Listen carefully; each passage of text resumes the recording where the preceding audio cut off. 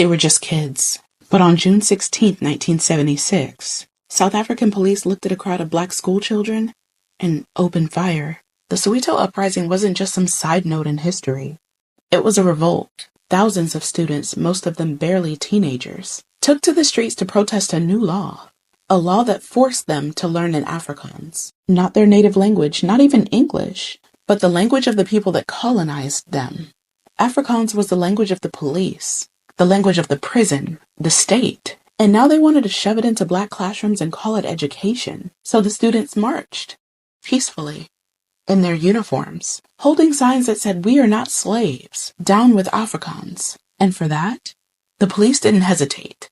They aimed into that crowd and started shooting. The first child to die was 13-year-old Hector Peterson. There's a photo.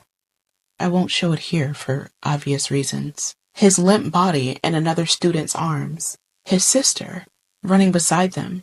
Her face was twisted in grief. That image tore through the world's conscience. But that was only the beginning. The uprising didn't die with Hector, it exploded. It spread from Soweto to cities all across South Africa.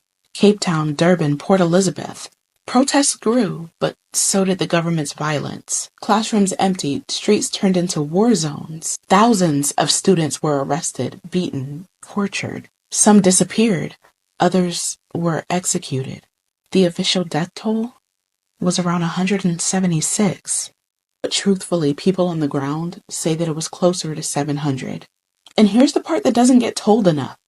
This was the turning point. This was the moment the youth stopped asking nicely and started resisting by any means. Some went underground. Some joined the armed struggle.